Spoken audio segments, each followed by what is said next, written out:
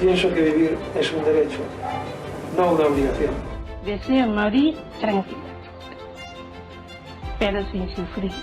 Soy yo el que decide.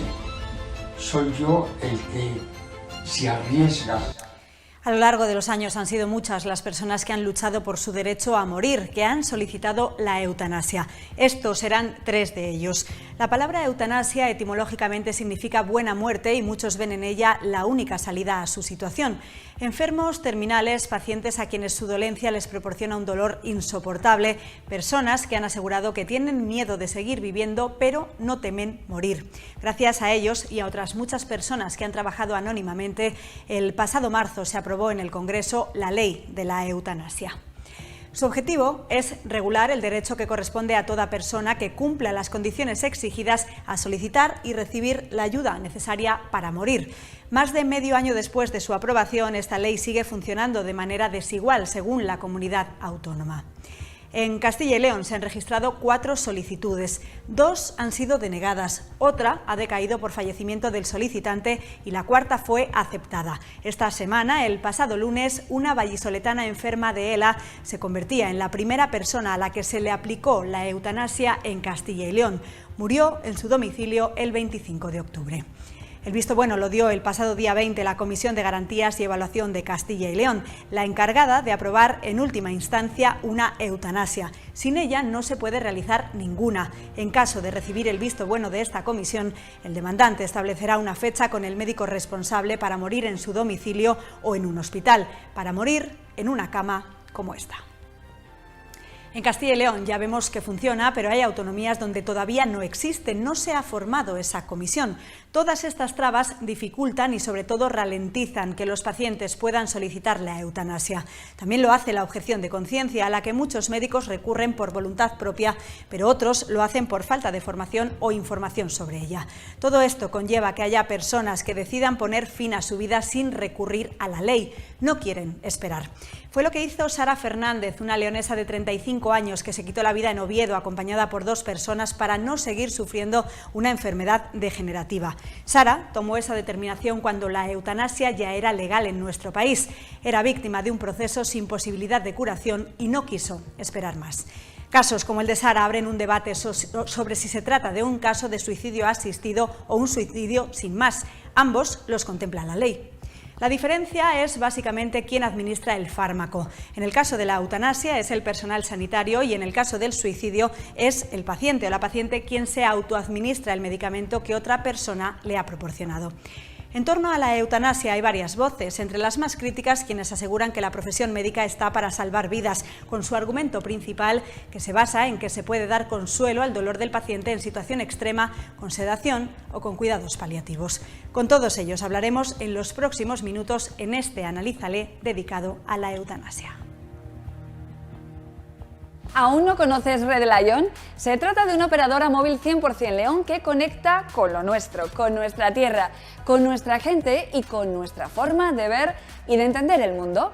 Cuentan con cobertura de primer nivel y precios adecuados a tus necesidades. Toma nota.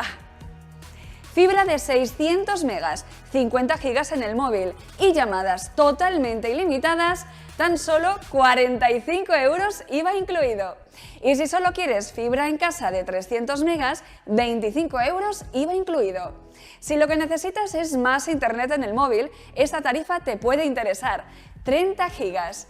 6.000 minutos en llamadas por 15 € IVA incluido.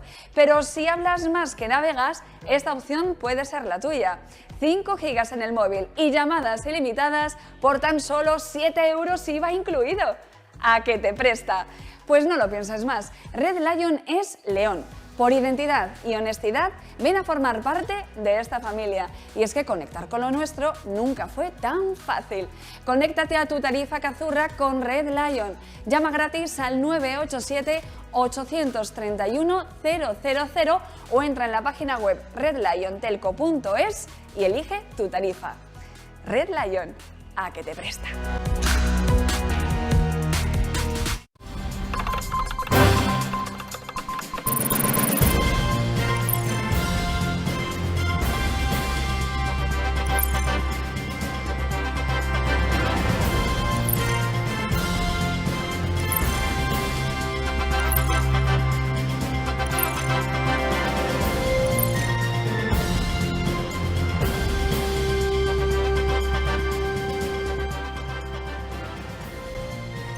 Y estamos ya en la mesa de análisis con nuestra primera invitada, Laura Fra, abogada de familia de RBH Global, con quien analizaremos la propia Ley 3/2021. Buenas noches, Laura, ¿cómo está? Buenas noches, Thais. Encantada de estar con vosotros hoy.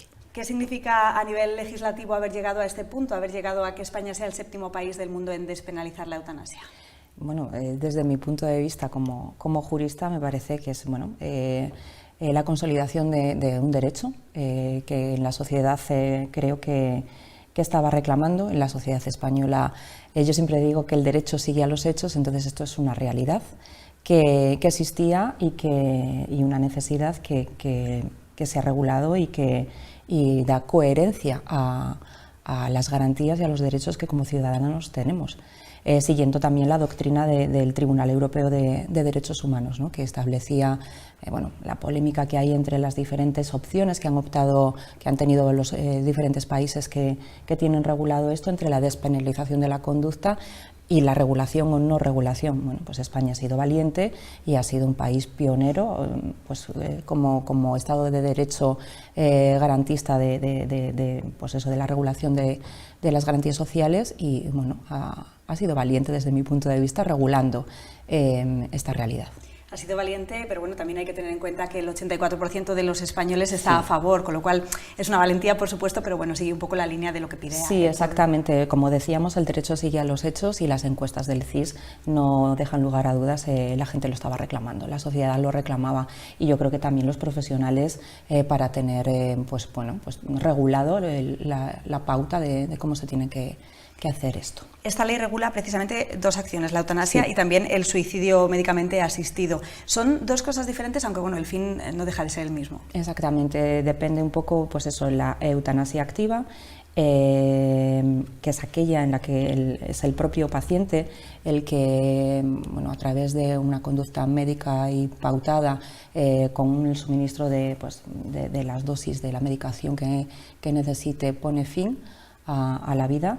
Y después está cuando necesita tener la actividad o la parte activa, la llevan los servicios médicos. Sí, es un poco las dos diferencias. Al final es lo mismo, estamos hablando de un control sanitario para suministrar la medicación necesaria. Esta ley ha tenido incluso que modificar un punto del Código Penal, el artículo en concreto 143, que habla de la inducción y la cooperación al suicidio. Se pasa básicamente a exonerar a la persona que presta esa ayuda. Exacto, esto viene un poco en relación con lo que decía al principio de mi intervención, ¿no? El Tribunal Europeo de Derechos Humanos establece la despenalización de las conductas eutanásicas, ¿no? Entonces, desde el punto de vista en que todas las regulaciones penales de las sociedades avanzadas tenían o tienen penalizada esta conducta, como muy bien dices, en nuestro Código Penal aparece penalizado este tipo de conductas, por eso los casos polémicos que creo que serán objeto de análisis. Aquí lo que se hace es mantener esa penalización, exceptuando las conductas reguladas legalmente dentro de la ley de eutanasia. Entramos ya de lleno en la ley. ¿Quién puede solicitarlo? ¿Cómo se solicita? ¿Qué requisitos? Hay un proceso regulado, y esto establece unos requisitos legales, principalmente estar empadronado, ser español, ser mayor de edad, y establece tener una información médica por escrito, haber formulado al menos 2 solicitudes, tener una enfermedad grave diagnosticada y prestar ese consentimiento informado conforme a las pautas que se establecen en la propia ley. Claro, existe o cabe la posibilidad de que la persona no esté consciente en el momento en el que sea necesario. Entonces, hay otra regulación para cuando la persona no está consciente o no puede pedirlo, ¿no? Existe también la posibilidad de haberlo dejado indicado en un testamento vital con una persona, cuando se establece esta necesidad, este anticipo, ¿no?, de nuestras últimas voluntades de manera fehaciente. Entonces obviamente no hace falta tener esos requisitos anteriores, ¿no?, el solicitarlo, todo el trámite previo. Lo que pasa es que el testimonio, cuando tú lo dejas escrito en las últimas voluntades, no puede ser, digamos, una cosa repentina, como fue el caso de Ramón Sampedro. Pongamos un ejemplo, que es una persona que de la noche a la mañana pasa a estar en una situación complicada. Porque si es una enfermedad que tú vas viendo venir el problema, puedes dejarlo escrito, pero quizá se complica la cosa, ¿no?, cuando una persona... Bueno, es que, claro, esto hay que tener en cuenta que esta ley es consecuencia de una sociedad donde ahora la esperanza de vida es mucho mayor, donde tenemos unas garantías sociales, como decíamos, mucho más desarrolladas, donde la sanidad está mucho más... la sanidad, la nutrición... Al final es la prolongación de la esperanza de vida y la conciencia, ¿no? La conciencia social, pues de las enfermedades degenerativas, de la carencia de vida, en fin, de una sociedad, en definitiva, donde hay mucha mayor esperanza de vida. Y entonces estamos ahí en esa conciencia de que yo creo que todos, y también la evolución, ¿no?, la Ley 8/2021 de la incapacitación de las personas, yo creo que ahora ya hay más reflexión sobre esto. El caso de Ramón Sampedro nos pilló ahí a finales de los 80, principios de los 90, donde todo esto la gente ni se lo planteaba, ya no por cuestiones morales o religiosas, sino porque no era previsible.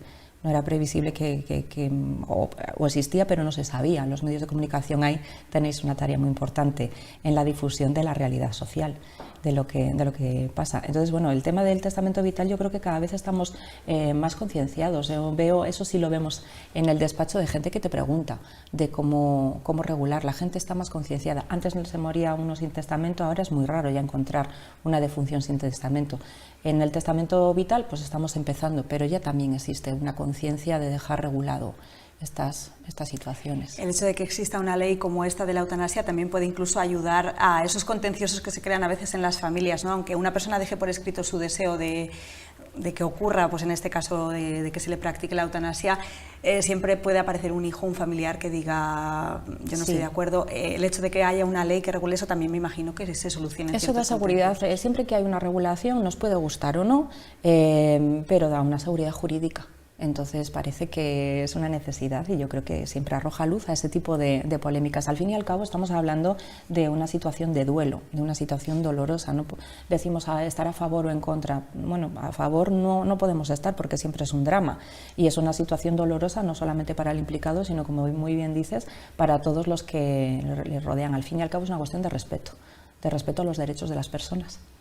Cuando una persona se ve en una situación así, con una enfermedad terminal o que no tiene cura y no ve otra salida que la eutanasia, comienza el proceso amparado por la ley y no sé si se puede revocar en algún momento, que una persona pida un aplazamiento o incluso directamente que le saquen del proceso. Sí, por supuesto, se puede revocar en cualquier momento. El proceso no es una cuestión inmediata, es un proceso garantista que conlleva una doble petición. Hay que hacer una solicitud inicialmente por escrito, firmada delante de los médicos. El médico tiene que asegurarse de que la persona está consciente, en pleno uso de sus facultades y que lo está pidiendo con conocimiento de la situación que tiene y con toda la información de la patología que tiene, de las posibilidades de tratamiento que tiene, de la esperanza de vida que tiene. O sea, es un proceso tremendamente garantista y aún así, después de solicitarlo, en el plazo de 15 días tiene que haber una segunda solicitud y hay una comisión evaluadora y otra comisión de control de esa comisión evaluadora. O sea, y durante todo ese procedimiento, que como decimos no es inmediato, en cualquier momento se puede revocar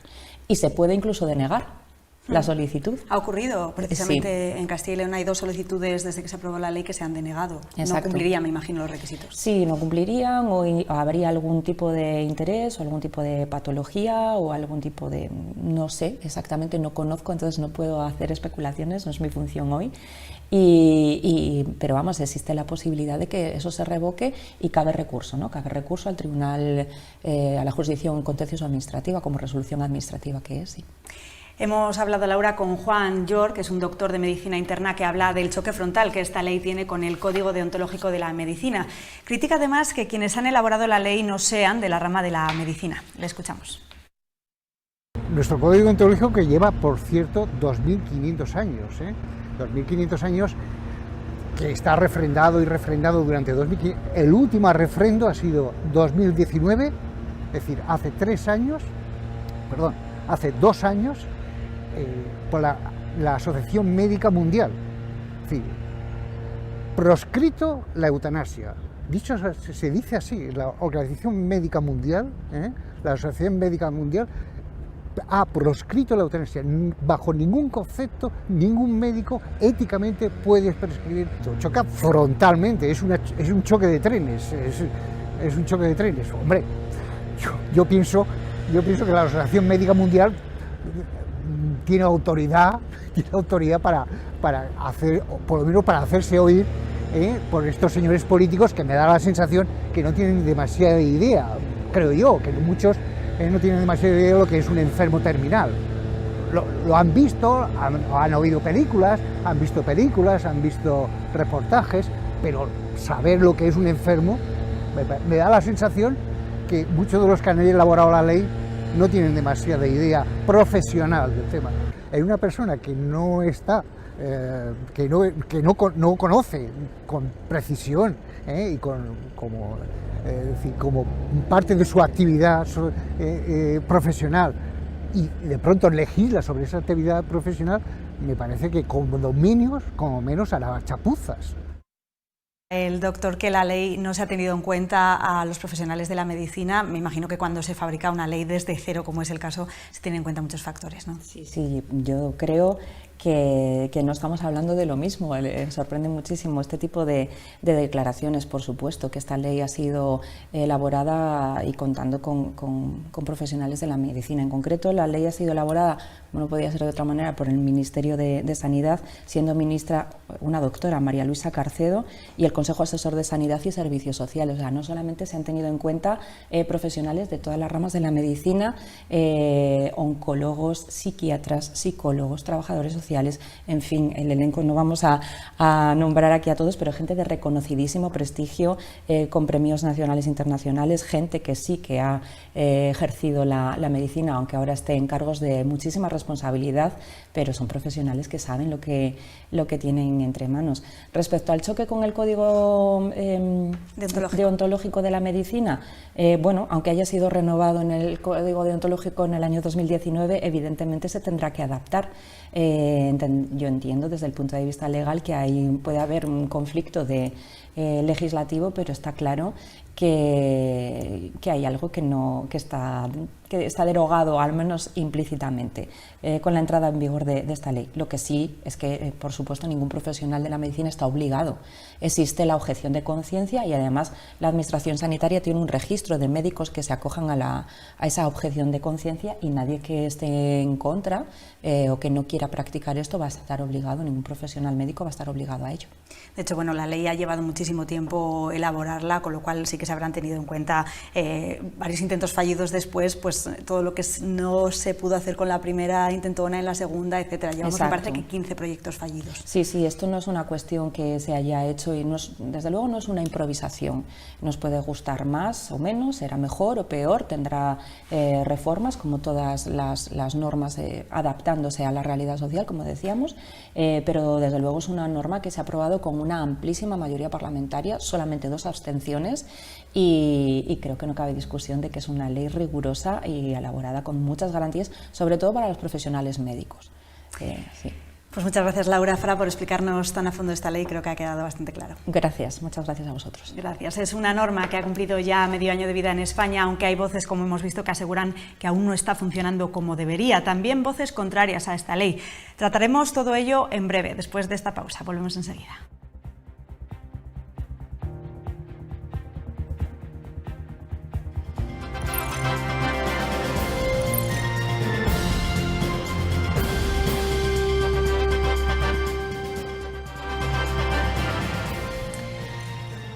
Continuamos y lo hacemos con otras 3 voces expertas en el asunto que nos ocupa. Antonio Blanco Mercadé, presidente del Comité de Bioética Asistencial de León. Muy buenas noches. Hola, buenas noches. Nos acompaña también Teresa Rivas, de la Asociación Derecho a Morir Dignamente. Muy buenas noches. Buenas noches. Y en tercer lugar, Ana Villadangos, trabajadora social. ¿Qué tal? Muy buenas noches. Buenas noches. Mucho ha pasado desde aquel julio de 1993 en el que Ramón Sampedro, de 55 años y tetrapléjico durante la mitad de su vida por un accidente en el mar, pedía a un juzgado permiso para morir. La justicia le denegó la petición de eutanasia, pero su demanda empezó a abrir un camino que siguieron otros muchos. Yo no soy un ser humano, soy una cabeza pegada a un cuerpo. Tal vez pueda razonar o pensar un poco sobre la vida o la muerte, Dios o el diablo, pero yo nunca podré llegar a acariciar a un ser humano. El día que me partí el cuello fue el último día de mi vida.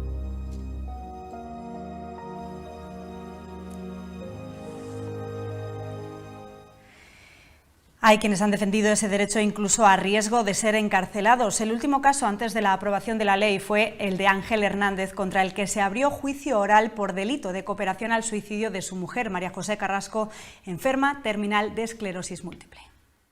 Nosotros, como ateos que somos, sabemos que la única vida que hay es esta, no hay otra.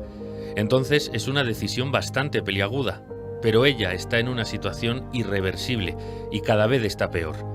Ella tampoco quiere paliativos, ni siquiera quiere sedación. Quiere hacerlo. Ella ya no puede esperar, quiere el final y rápido. Le he ofrecido mis manos. Hernández fue absuelto tras retirar el fiscal la acusación con la aprobación de la ley de la eutanasia, una norma que tras casi 30 años de disputa social y una quincena de propuestas legislativas fallidas permite ya pedir ayuda para morir en España, aunque hay personas que siguen esperando. El sufrimiento que crea esta enfermedad solo lo vive una persona, y ver cómo te vas degenerando poco a poco es insufrible. He perdido la movilidad en las piernas, las ganas de comer, me cuesta tragar y no tengo ni ganas de irme a dormir porque no duermo. Lo difícil de esto es que haya una ley aprobada y que estén jugando con tus sentimientos. Eso es lo que más me duele, porque miedo a morir no tengo. Estos son solo 3 ejemplos de quienes han peleado y aún pelean por lo que consideran su derecho a morir. Se puede decir que gracias a esta lucha, a estas luchas, ya tenemos una ley, Antonio. Pues sí, ahí está la ley y bueno, la ley, aunque pueda ser dura, es ley, ¿no? Es dura lex, entonces con ello estamos. Se han presentado testimonios, el primero de Ramón Sampedro, que todo el mundo conoce sobradamente, que hace ya 22 años de su fallecimiento, de manera que en 22 años ha habido tiempo y en ese tiempo ha habido debate social sobre el tema de la eutanasia, con posturas muy polarizadas, enfrentadas, pero que ciertamente yo creo que ese no debe ser el planteamiento. Hablar de eutanasia, en primer lugar, es hablar de la muerte, y además ha sido un acierto hacer ahora este programa en estos días, porque estamos en vísperas de la festividad de Todos los Santos, y es cuando una vez al año la sociedad oficialmente, teóricamente, piensa en la muerte. Sin embargo, la muerte, yo diría que es el tabú del siglo XXI, ya no es el sexo, ahora es la muerte, es de mal gusto hablar de la muerte, parece que se van a morir los demás, nosotros nunca vamos a morirnos y es de mal gusto reflexionar sobre esa realidad. Eso es un hecho universal y además inevitable.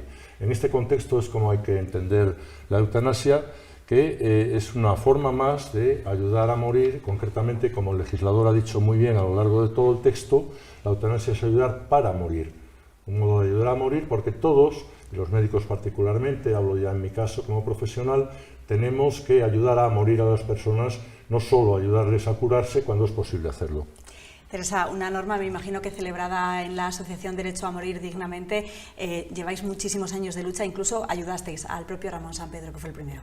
Bueno, por supuesto, para la asociación ha sido un motivo, podemos decirlo así, de celebración, precisamente por eso, y también no solo Ramón Sampedro, sino Ángel Fernández ha estado muy implicado con la asociación y ha sido un testimonio de gran valía.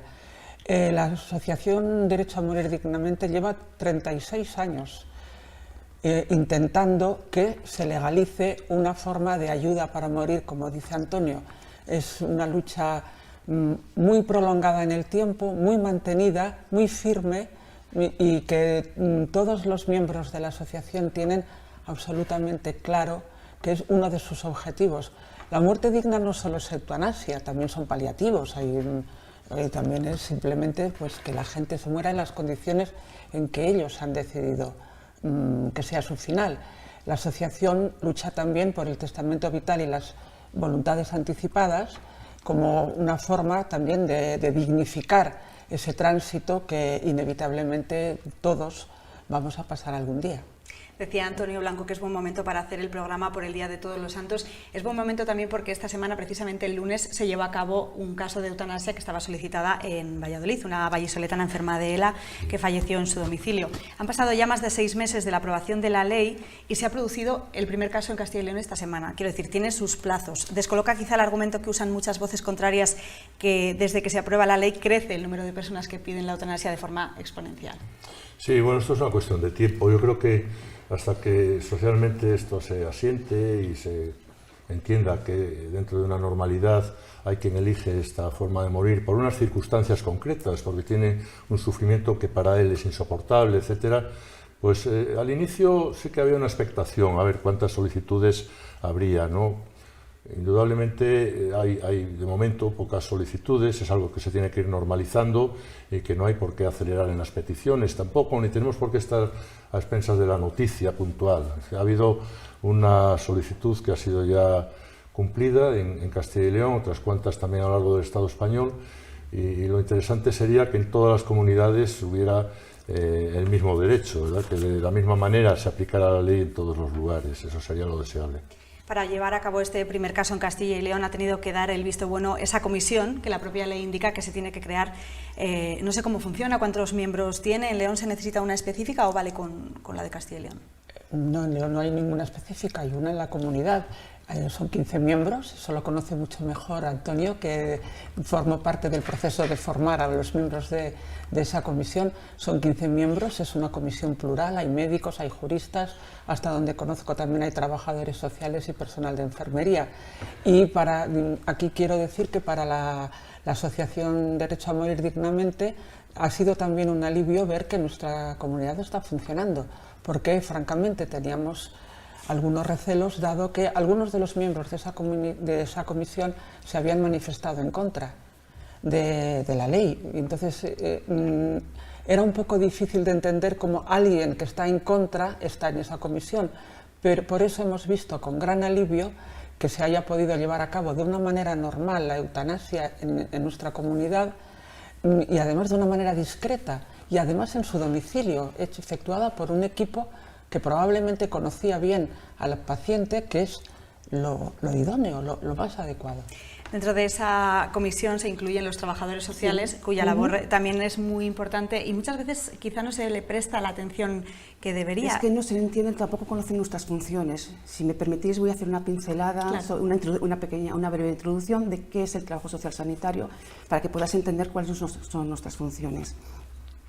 Es una actividad profesional de tipo clínico que aporta un diagnóstico social hacemos un diagnóstico psicosocial que aportamos al diagnóstico global y al plan de actuación general del tratamiento. Nuestro tratamiento es individualizado, familiar y grupal, teniendo en cuenta pues, las necesidades y problemáticas del paciente, dentro siempre de un proceso de enfermedad-salud. Pero la parte más importante que hacemos es el acompañamiento. Nosotros acompañamos en todo el proceso de salud, de enfermedad, donde intentamos ayudar a mitigar el sufrimiento y el dolor, que no se sientan solos.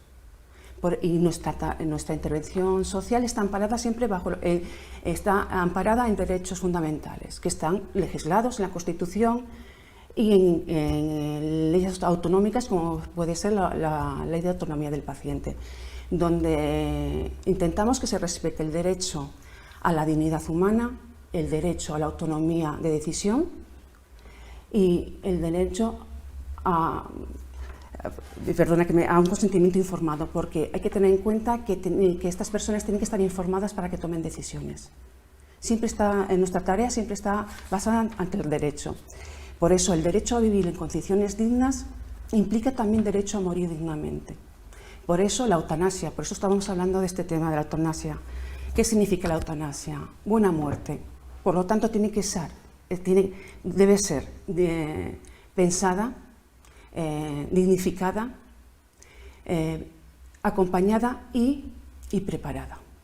Y para eso estamos nosotros, preparada porque ahí es importante lo que comentaba Teresa, el testamento vital, las instrucciones previas. ¿Por qué se hace el testamento vital? Cuando una persona sabe qué consecuencias, qué le implica a nivel emocional, social, entonces quiere dejar atados sus últimas voluntades en cuanto a tratamientos para tener una muerte digna. ¿Por qué la figura de un trabajador social dentro de un equipo multidisciplinar de la Comisión de Eutanasia? Porque nosotros aportamos ese diagnóstico psicosocial y también contribuimos a dar una respuesta más humana y reconfortante a la decisión final. Por eso para mí es importante para el equipo que cuenten con nuestra opinión, porque somos los conocedores del contexto donde se desarrolla. A nivel emocional, a nivel personal, a nivel económico, influyen muchas cosas. Por eso se toma esta decisión. Esta está muy meditada. Por eso hemos dicho anteriormente que la eutanasia está meditada. Y nosotros vamos a ayudar a preparar. ¿Cómo hacemos esta preparación? Pues, como dije anteriormente, con un acompañamiento. El acompañamiento es primordial. Nosotros tenemos mucha experiencia como profesionales en ese acompañamiento. No somos proveedores de recursos materiales, somos proveedores de recursos inmateriales. El apoyo emocional, el apoyo social, si lo precisa, porque hay que adaptarnos a las necesidades de ese momento, especialmente de este proceso de vida, de este proceso de vida vital del que está. Y es una decisión muy pensada. Hay que tener en cuenta que están en un proceso de duelo. Un proceso de duelo donde nosotros en este proceso intentamos mitigar el dolor, el sufrimiento y acompañarles en todas sus necesidades, no solamente de la persona implicada, sino de la familia, de las personas que están a su lado. En definitiva, lo que intentamos es ayudar a mejorar su calidad de vida en este momento, que es muy delicado y es un momento vital, trascendental para ellos. No sé si hay alguna pregunta más. La comisión, por tanto, aparte de los trabajadores sociales que hacéis un trabajo muy importante, hay juristas, hay médicos. Decía antes en la primera parte del programa la letrada que es una ley garantista. La comisión da prueba de ello, ¿no? Son 15 profesionales que tienen que supervisar cada caso. Sí, es garantista desde el principio hasta el final. Y yo me atrevería a decir algo, creo que es excesivamente garantista. Desde luego lo es si la comparamos con otras legislaciones de otros países. Y está muy bien que se sea garantista en una cuestión en que lo que está en juego es la vida de la persona, evidentemente, ¿no? Hay que pasar primero por un médico responsable, después por un médico consultor, después por dos miembros, un jurista y un médico de esta Comisión de Garantía y Evaluación que está en la Comunidad de Castilla y León, y finalmente, una vez que además la eutanasia ya se ha llevado a efecto, esta comisión tiene que emitir un informe y hacer una revisión de que todo se ha hecho conforme a la legalidad. Este último requisito es lo único que se exige, por ejemplo, en un país como Holanda, que tiene ya una larga tradición con esto de la eutanasia. Sí me gustaría decir que hablamos de un tema importantísimo que genera un intenso debate social y, sin embargo, los casos, afortunadamente, son y serán y deberán ser pocos. Es decir, una cuestión es que se deba respetar esta voluntad y se deba de atender a estas solicitudes, y otra cuestión es que no tengamos todos que decir, empezando por los propios protagonistas de la eutanasia, que es algo indeseable. Es decir, ojalá nunca se tuviera que llegar a provocar la muerte de una persona, pero sí es cierto, y estamos viendo que hay situaciones extremas en las que parece ser, y yo comparto esa opinión, que esto debe ser así. De manera que, por esto, que los médicos tengamos que estar implicados es inevitable. Decía al principio que los médicos ayudamos a la gente pues, a nacer, a vivir, cuando podemos la curamos, siempre tenemos que estar con ella y aliviar los sufrimientos que tiene, pero también tenemos que ayudarla a morir en un sentido amplio de la expresión, ¿no? Debemos de estar en ello, es una parte de nuestro trabajo. En León no ha habido de momento ningún caso desde la aprobación de la ley de nadie a quien se le haya practicado la eutanasia, pero sí hemos recordado al principio del programa la historia de Sara, esa joven leonesa que pidió acabar con todo, solicitarle antes de incluso de estar en la propia ley. Ocurrió en Oviedo, acompañada de dos personas. Sara no podía esperar, Teresa. No, Sara no podía esperar. La DMD conoce bien la historia de Sara. Sara era una mujer con una enfermedad neurodegenerativa muy compleja, era una mujer muy joven, 35 años, y llevaba ya mucho tiempo en una situación cuyo horizonte vital era solo la incapacidad y el dolor. Y ya llegó a su límite. Ella lo estuvo pensando mucho, lo meditó mucho tiempo, Ella contactó con DMD hace más de un año, más de un año antes de su muerte, y se asoció a DMD. Y ella no pudo esperar a acogerse a la ley de eutanasia porque tuvo miedo. Fundamentalmente tuvo mucho miedo porque sabía lo que estaba pasando, había noticias, y tenía miedo de que por su edad, aunque era mayor de edad cumplidamente, y estaba en pleno uso de sus facultades mentales, pero tuvo miedo de que se rechazara. Y ese rechazo le producía pues, una intensa desazón. Y entonces optó por el suicidio. No suicidio asistido, se suicidó, simplemente. Y lo dejó escrito y lo dejó manifestado. Y fue también como un acto de reivindicación de la ayuda a morir ahora que es legal. Fue un acto reivindicativo. Ella hizo pública su muerte. Hay personas que en este tiempo han decidido irse del mismo modo, pero no han querido hacerlo público. Por eso hay noticias de que ha sucedido. Me gustaría que escuchásemos ahora un nuevo fragmento de la entrevista al doctor de Medicina Interna Juan Llor, su opinión de la eutanasia y los motivos por los que no está de acuerdo. No ha podido estar con nosotros en esta mesa, pero con su testimonio buscamos aportar los dos puntos de vista en este programa de análisis. Le escuchamos de nuevo. Nosotros estudiamos medicina para proteger la vida.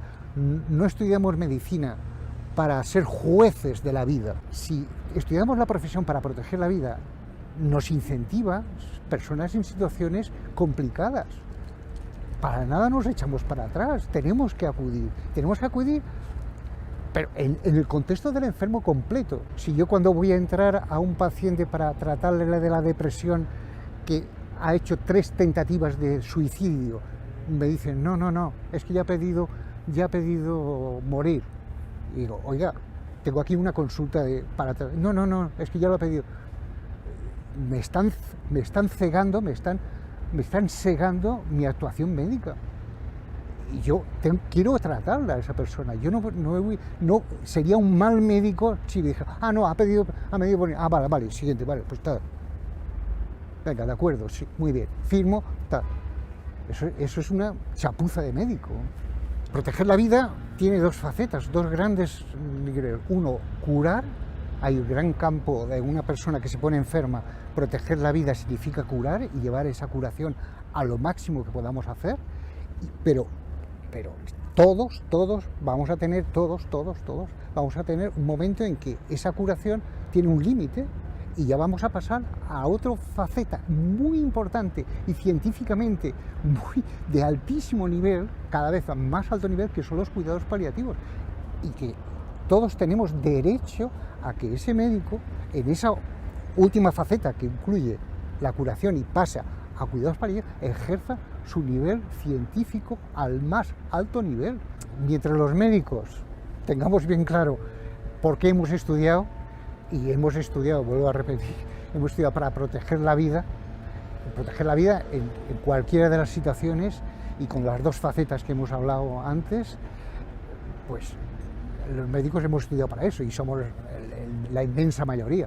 Ahora, la porción de médicos que yo pienso que han equivocado sus estudios, donde son jueces de la vida de los demás, pues ahí ellos lo tienen, yo creo, tienen que convencer mucho a la población, ¿no? Yo soy juez de la vida.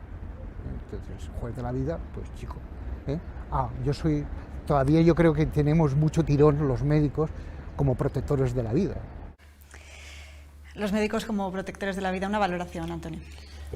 Los médicos hemos estudiado, pero no para proteger la vida, porque entonces nuestra labor está perdida. Todos los enfermos se nos mueren. Todos nos morimos. Los médicos tenemos que ser conscientes de esa realidad. Entonces no podemos proteger la vida sine die. La vida se nos va a escapar como el agua entre las manos. Nuestros enfermos, como nosotros mismos, se van a acabar muriendo. Nosotros somos médicos, pero no somos jueces de nada. Nosotros somos personas que intentamos ayudar a los demás en su sufrimiento. Proteger la vida ayudar a morir también. Nosotros somos médicos y como tales somos personas sociales como los demás. Nosotros no sabemos más de la vida y de la muerte de lo que saben todos los demás. ¿Estáis? Nosotros somos personas y sabemos de la vida biológica mucho, no todo. Sabemos cómo intentar prolongar la vida, sabemos cómo intentar también prolongar en exceso la vida. Cuidado, no diga nunca a nadie, doctor, haga todo lo posible, porque un médico que hace todo lo posible va a actuar mal. No todo lo que se puede hacer en medicina hay que hacerlo. El tema de la eutanasia, como el tema de la vida y de la muerte, no es un problema médico, no es un problema técnico y no es un problema judicial, es un problema ético. Es un problema ético y no es más que eso. Y los médicos somos parte de la sociedad y muchos estarán, como se dice, a favor de y otros en contra de la eutanasia. Estas posiciones radicales a mí no me gustan. Nadie puede estar a favor de la muerte ni a favor de provocar la muerte. Pero sí podemos reconocer, muchos médicos lo hacemos, que a veces hay situaciones extremas en las que no cabe otra que respetar la libertad de conciencia del individuo que se está muriendo. Una libertad de conciencia que además dejan patente, ¿no? Los que le acompañáis desde el principio sabéis que no quiere sedación, que no quiere cuidados paliativos, lo que quiere es acabar. Por eso la eutanasia es una oportunidad, porque se han agotado todos los recursos, tanto médicos, sociales, sanitarios, se ha agotado todo. Es una decisión muy meditada, por eso dije anteriormente, meditada, y tenemos nosotros como profesionales dignificar y hacer respetar esos derechos. Hay que resolver lo que decía Antonio, aquí no estamos para cuestionar si estamos a favor o en contra. Hay que resolver la ecuación de derecho a vivir con dignidad y también derecho a una muerte dignificada, siempre respetando las voluntades, la autonomía de decisión de la persona. Una valoración, Teresa. Pues que, como ha dicho Antonio y como también has dicho tú, una persona que solicita la eutanasia no lo hace de la noche a la mañana. Previamente lo tiene enormemente pensado. No es una decisión que se tome así a bote pronto. Entonces, cuando una persona... ¿cómo podemos medir el sufrimiento? ¿Cómo sabemos lo soportable o insoportable que es el sufrimiento de una persona? Eso no hay ninguna escala para medirlo. Y decirle a una persona, no, usted todavía no está sufriendo suficiente, todavía puede esperar. ¿Quién puede decir una cosa así? Hay que respetar su decisión. ¿Cuál es su límite? El límite que cada uno sabe hasta dónde puede llegar, hasta dónde quiere que su horizonte se acabe. Entonces, eso es fundamentalmente, estoy muy completamente de acuerdo con ellos dos, esto es una cuestión de respeto a la voluntad de las personas que han decidido ya acabar con eso que es para ellos insoportable. Yo quisiera aclarar un tema conceptual que me parece muy importante y es la cuestión de la palabra dignidad. Dignas son las personas, eso fue lo que Kant dijo. Las personas son en sí mismo un fin y no un medio, las personas tienen valor en sí mismo, no tienen precio, en fin. La dignidad es algo intrínseco de todo ser humano. Entonces, esto es, las muertes ni las vidas no son dignas ni indignas, lo son las personas. Lo importante de esta cuestión, en efecto, es la conciencia de cada uno.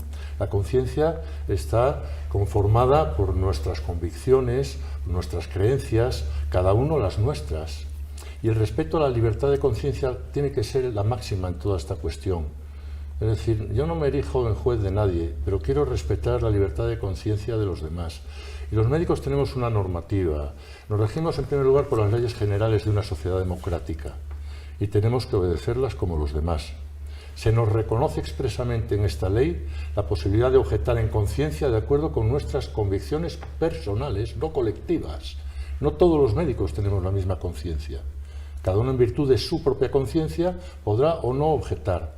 Podrá objetar porque entiende que eso va en contra de sus principios y de sus convicciones, o podrá ayudar a la otra persona si entiende la cuestión de otra manera. Entonces, la libertad de conciencia aquí es lo fundamental. Y la normativa que nos rige a los médicos, además de la ley, es el Código Deontológico. Artículo 36.3.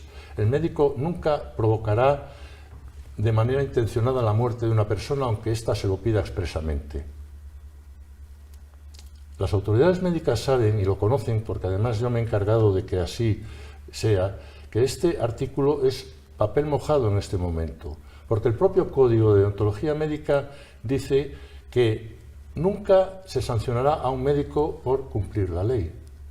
Es evidente que es cuestión de tiempo que este artículo se derogue o se modifique, en tanto que tiene que ser compatible con la ley general. De manera que ni lo que diga el Código Deontológico actual, ni lo que diga la Asociación Médica Mundial, que está formada por unos médicos, va a imponer esta cuestión ética y moral a todos los profesionales, que somos muchos, como en la población general, que participamos de otra convicción y de otra ideología y de otro credo.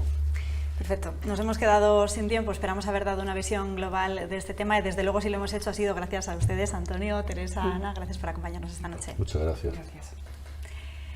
Nos vamos, no se pierdan el próximo Analízale, en el que ya trabajan nuestros compañeros. Estará conducido por Mónica Murciego y abordará el tema de la inmigración. Nosotros nos vamos escuchando las voces de los protagonistas, de los que han luchado y mucho por llegar hasta aquí.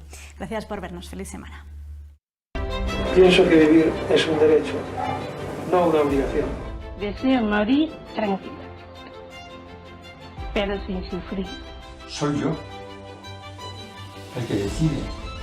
Soy yo el que se arriesga. Reivindicar el derecho a morir tranquilo. El que no me metan en una UBI y me intuben.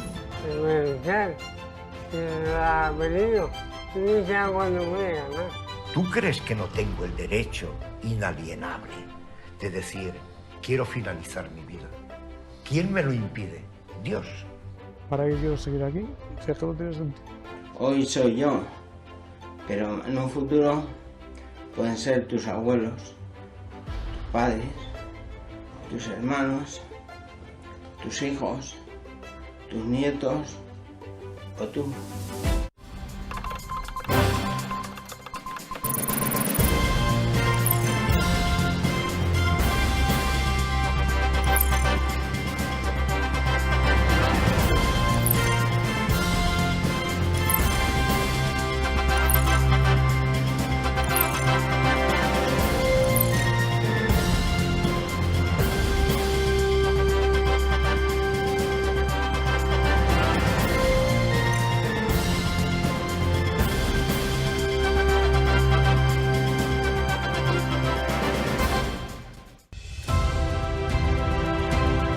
Gallo Asesores ha patrocinado Analízale.